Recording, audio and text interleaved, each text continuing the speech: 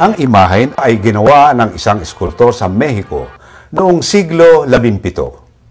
Ayon sa alamat, hindi raw kulay itim ang orihinal na estatwa. Isang Kastilang paring Recoleto ang nagdala sakay sa isang galyon papuntang Maynila. May sunog na naganap sa galyon at pati ang imahen ay nabalot ng apoy at usok, kaya nangitim ang estatwa. Ang Kristong Itim ay nakarating sa Maynila noong ika-10 ng Mayo ng taong 1606.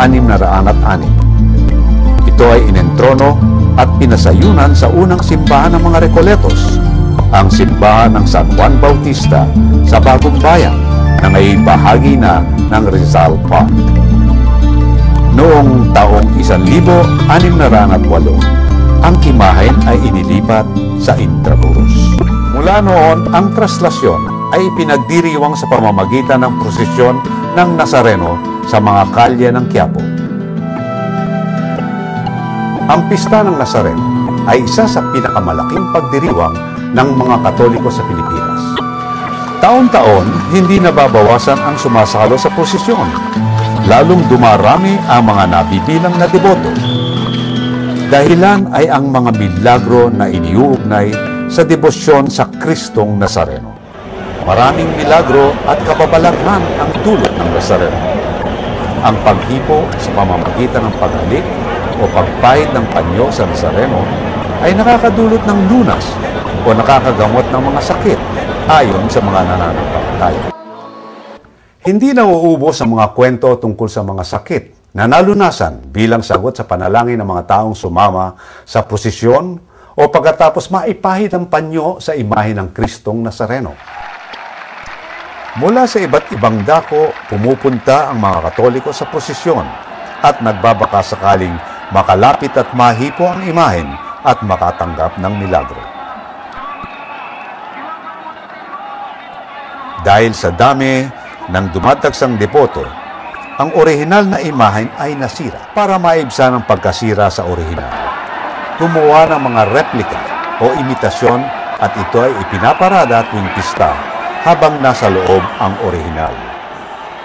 Ang replika ay pinagsamang bahagi ng orihinal at ang replika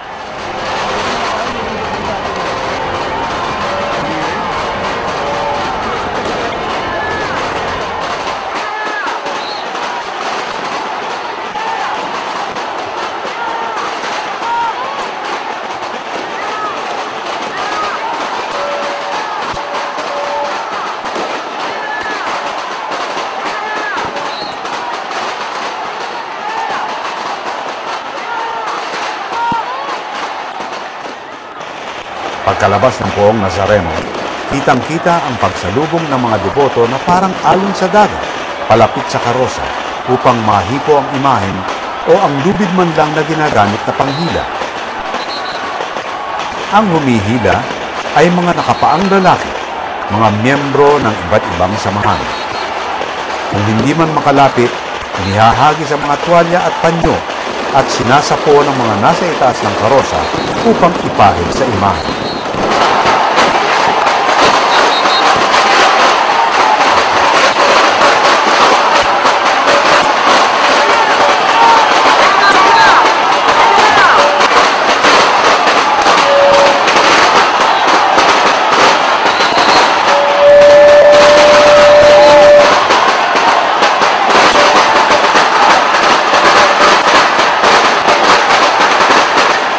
Parang ahas na umuusad ang prosesyon papunta sa iba't ibang kalye ng Quiapo. Sa bawat kalye, libo-libo ang humihiyaw at nagwawagayway ng kanilang panyo.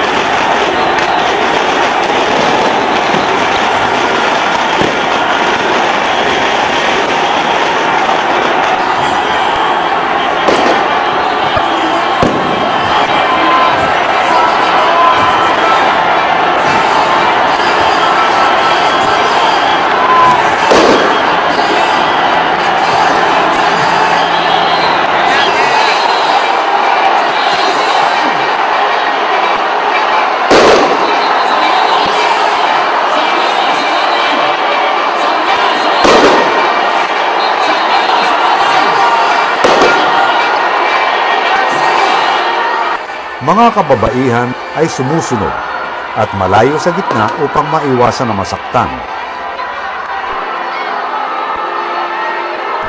Hindi maiwasan ang may nasasaktan at kung minsan may nagbubuwis ng buhay. Ngunit hindi ito inaalintana ng mga deboto at patuloy pa rin ang pagdagsa nila.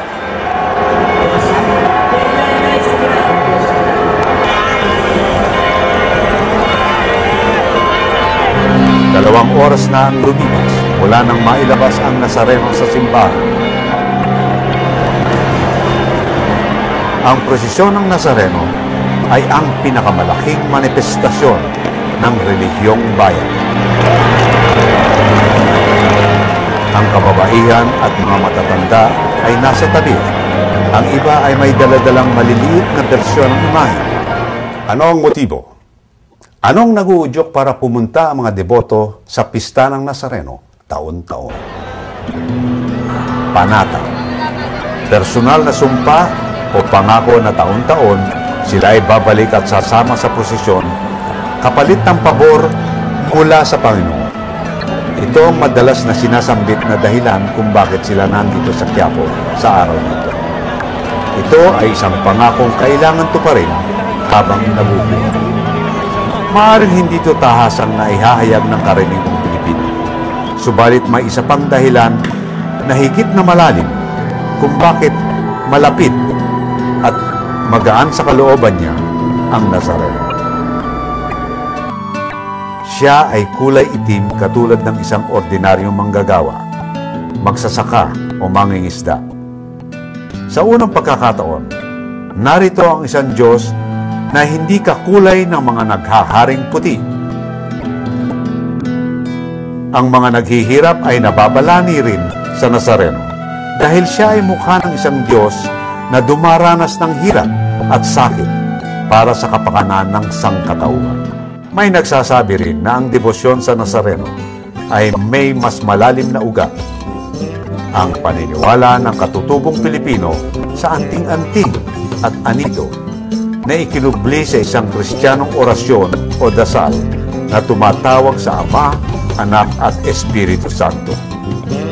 Ito raw ay isang hayagang uri ng pagsamba sa isang bagay at nagbubulag-bulagan lamang ang Iglesia Katolika. Ito ba ay maituturing na idolatria? Anumang pagtatalo sa teolohiya ng Nazareno, lahat ay sang-ayon na ang debosyon sa Nazareno ay isang realidad at ito ay buhay na bahagi na ng kultura at kasaysayan ng sambayanang Pilipino. Sa katunayan, ang debosyon at pananampalataya ay dumadaloy sa pulso at puso ng Pilipino, pinukulayan ng kanyang pag-iisip at pag-uugali. At ito ang dapat na mangyari. Ang tunay na sampalataya ay nanunuot sa kalinangan, kaugalian at kabihasnan ng isang bayan. Ang pagyapak na nakapaalamang ay isang pagpapamalas ng kababaang loob at pagkasinto. Higit dito, ito rin ay isang paghayag ng pakiisa sa sakit na dinaranas ni Kristo upang matubos ang ating kasalanan. Ito rin ay isang pagkala sa mga material at makamundong karangyaan at kaginhawaan at pagbigay kahalagahan ng mga espiritual na bagay sa buhay na ito. Ang prosesyon ng Nazareno ay maituturing na isang metaporya ng pagkakaisa. Kung tayo ay magkakaisa bilang isang sambayanan sa isip at sa puso ng buong loob, kaya nating hatakin ang ating bayan paangat at pasulong tungo sa kapayapaan at kaunlaran.